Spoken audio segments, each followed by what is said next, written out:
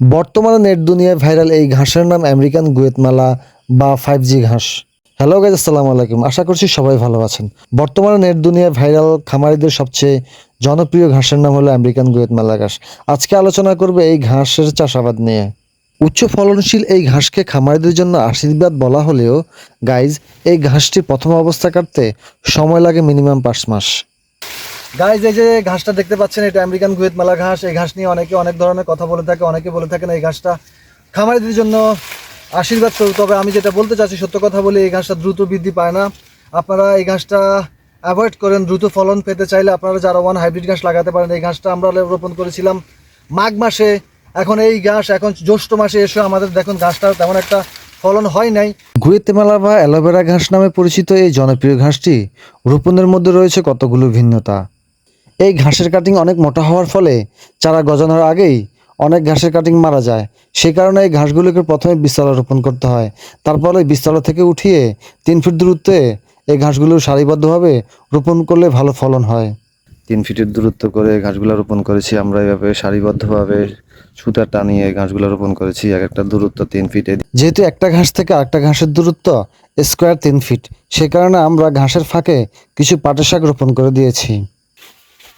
দীর্ঘ 4 মাস পরে যখন ঘাসগুলো বৃদ্ধি পায়, তখন আমরা কিছু ঘাস কাটি পরীক্ষামূলকভাবে দেখার জন্য গরু কীরকম ঘাসগুলো খাচ্ছে।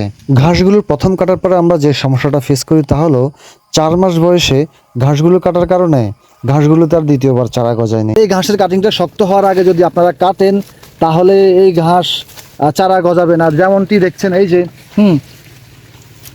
দেখছেন এই যে এই চারাটা আমরা 4 মাস অবস্থা, এই ঘাসের বয়স এখন 7 মাস চলে। আমরা 4 মাস অবস্থা যখন ঘাসটি কাটি, তখন আর এখান থেকে চারা বের হয় নাই। সুতরাং গাইজ, এই ঘাসগুলো আপনি নির্ধারিত সময়ের আগে যদি কাটেন, তাহলে আপনি ধরা খাবেন। এই ভাইরাল ঘাসটিকে গুয়েতমালা বা অ্যালোভেরা ঘাস বলা হলেও এই ঘাসের মধ্যে কোনো অ্যালোভেরা নেই, যা আমি আপনাদের ইতিমধ্যে অনেকগুলো ভিডিওতে প্রমাণ করতে সক্ষম হয়েছে। এই যে গাইজ দেখুন, আমরা যে ভিডিওগুলো সবসময় অনলাইনে দেখি, এই ঘাসটা নাকি অনেক জেলিযুক্ত, এই ঘাসে নাকি অনেক রস থাকে।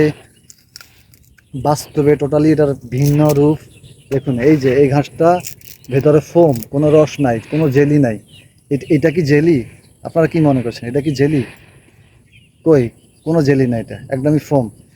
উচ্চ ফলনশীল ও নতুন ঘাসের ভ্যারিয়েন্ট হওয়ায় এরকম একটি ঘাসের জাত খামারে থাকলে খামারের সৌন্দর্য বৃদ্ধিতে সহায়তা করবে। তাই ক্ষুদ্র খামারিদের প্রতি পরামর্শ রইল, আপনারাও চাইলে এরকম একটি ঘাসের জাত পরীক্ষামূলকভাবে চাষ করতে পারেন।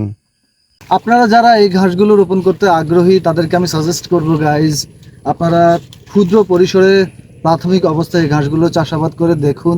তারপরে যদি মনে করেন যে না, এই ঘাসগুলো আপনার কাজে আসবে, আপনি উপকৃত হবেন, তাহলে অবশ্যই চাষ করবেন। নেট দুনিয়ায় ভাইরাল হওয়ার কারণে অনেকে আবার এই ঘাস নিয়ে ভুল তথ্য ছড়াচ্ছেন। আপনি চাষাবাদ করার পরে যেটা বুঝবেন, এই ঘাসটির প্রথম অবস্থা কাটতে যে সময় লাগে, যারা অথবা নেপিয়ার ঘাস 3 বার কাটা যায়। এই ঘাসের বয়স 7 মাস চলতেছে, এখন মোটামুটি কাটার উপযুক্ত হয়েছে। তো আমরা যারা ক্ষুদ্র খামারি আছি, যারা এত সময় নাই, এত সময় কই পাবো? আর ওই যে ওইদিকে যারা ঘাস আছে, অলরেডি 2 বার কাটা শেষ হয়ে গেছে, এখন আবার কাটতে পারো 3 বার।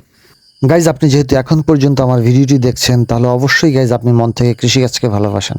আর সত্যি যদি মন থেকে ভালোবাসেন, তাহলে রিকোয়েস্ট করবো গাইজ, আমার পেজটি, আমার চ্যানেলটি সাবস্ক্রাইব করে আমাকে সহযোগিতা করবেন। ধন্যবাদ সবাইকে। আজ আর না, আবার দেখাবেন আরেকটি ভিডিও নিয়ে। সে পর্যন্ত সবাই ভালো থাকবেন, সুন্দর থাকবেন, সুস্থ থাকবেন। আসসালামু আলাইকুম রহমতুল্লাহ।